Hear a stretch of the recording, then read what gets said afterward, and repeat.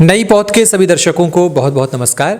मैं विवेक रंजन आप सभी को नमस्कार करता हूं, स्वागत करता हूं अपने इस खास कार्यक्रम में। हम मुलाकात करने जा रहे हैं एक ऐसे लोक कलाकार से जिन्होंने अपनी पूरी ज़िंदगी अपनी कला को, खासकर अपनी अवधी माटी की कला को एक देश पटल पर, विश्व पटल पर स्थापित करने के लिए उन्होंने बचपन से एक बीड़ा उठाया और आज तक उसी क्षेत्र में लगे हुए हैं। वैसे तो उन्हें आल्हा विधा के लिए मशहूर माना जाता है।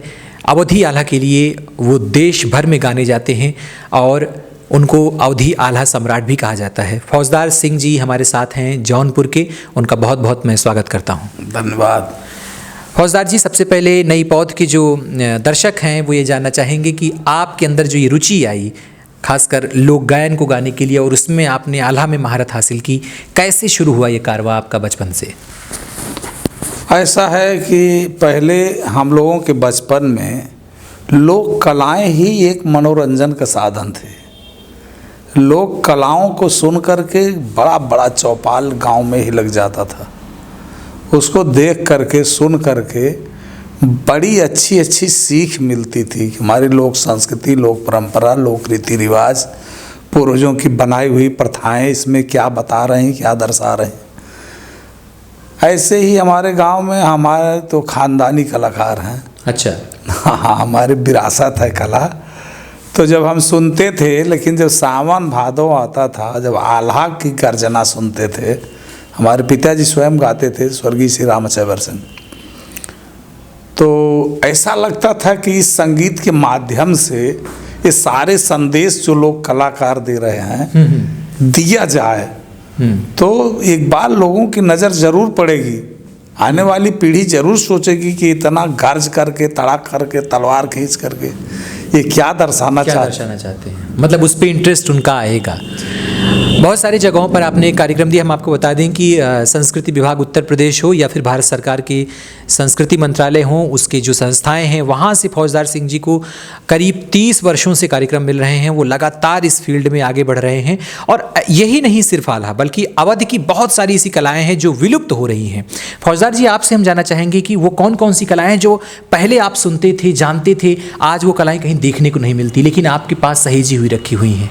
हाँ, जैसे हमारे कहरवा खाटी, पूर्वी कहरवा, अद्धड़ कहरवा, लचारी, गारी, फगुआ, चौताल, बेलवैया, होरी, धमारी, चैता, चैती, सावनी, फाल्गुनी, उसमें कजरी थी, उठान थी, नकटा था, बहुत सारी संगीतें थी जिसको सुनने के बाद लगता था कि ये लोग कुछ प्रश्न हमसे पूछ रहे हैं, समाज से पूछ रहे हैं, इसका जवाब समाज को देना चाहिए, जनमानस को देना चाहिए।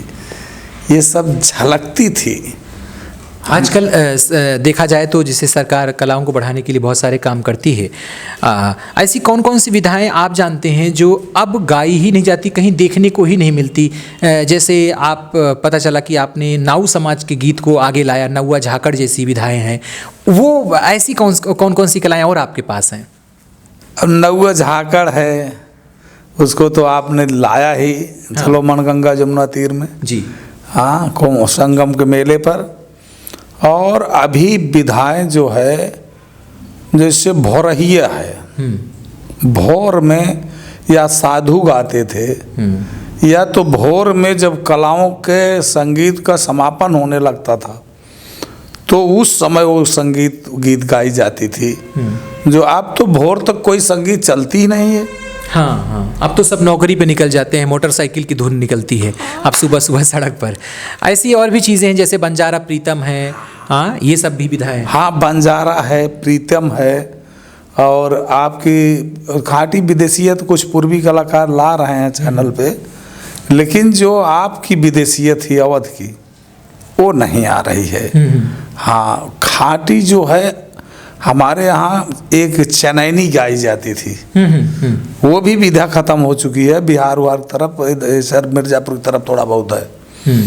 हाँ, उसको भी हम लोग जान रहे हैं, किसको सुनाएं, किसको समझाएं। हाँ, कैसे आज की पीढ़ी उसको कैसे समझेगी। आपको देश स्तर पर बहुत सारे कार्यक्रमों में सम्मानित भी किया जा चुका है। ऐसे कौन कौन से बड़े सम्मान हैं जो आपको मिल चुके हैं अब तक?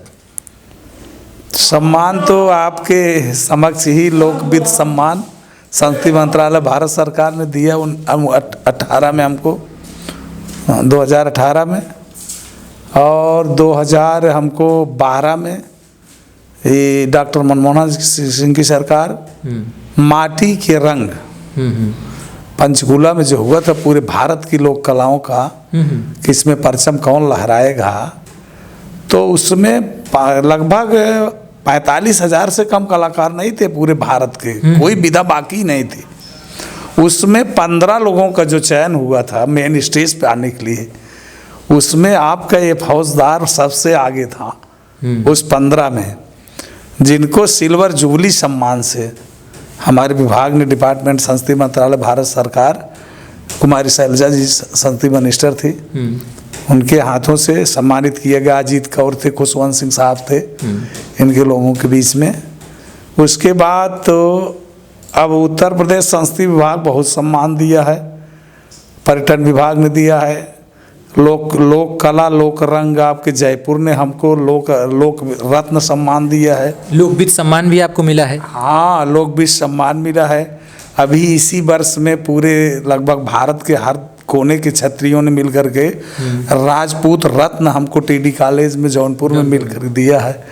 तो ऐसे सम्मान सब, और पर्यावरण में सबसे ज़्यादा कला कार्यक्रम देने वाले हम 1000 लगातार कार्यक्रम दिए थे पूरे यूपी में, उत्तरांचल में। उस समय हमको ये पर्यावरण विद में डॉक्टर KN सिंह प्रमुख वन संरक्षक, राजधारी सिंह वन मंत्री, और हमारे आदरणीय रक्षा मंत्री जो है राजनाथ सिंह मुख्यमंत्री, इनके समक्ष हमको सिल्वर जुबली सम्मान उस कार्यक्रम के लिए दिया गया था। बहुत अच्छी बात है कि देश स्तर पर अपनी कला को जिस हिसाब से वो आगे बढ़ा रहे हैं, उनके लिए सम्मान एक प्रोत्साहन हेतु हो सकते हैं, लेकिन कलाएं किसी सम्मान की मोहताज नहीं होती हैं, बल्कि समाज के बहुत सारे ऐसे पहलू होते हैं जिनको वो उजागर करती हैं। जैसा कि फौजदार जी ने बताया कि समाज के बहुत सारे प्रश्न होते हैं, या फिर इन गीतों के बहुत सारे प्रश्न होते हैं जिनका समाज को और इन कलाओं को उत्तर एक दूसरे को देना होता है। हमारी कलाएँ आगे बढ़नी चाहिए, ऐसे कलाकार हमेशा आगे बढ़ते रहने चाहिए, और हमारी नई पीढ़ी को इनका सम्मान भी निरंतर करते रहना चाहिए। नई पौध पर आज हमारे साथ बात कर रहे थे आल्हा सम्राट फौजदार सिंह जी। अगले किसी कार्यक्रम में हम आपसे फिर किसी से मुलाकात कराएंगे, तब तक के लिए नमस्कार।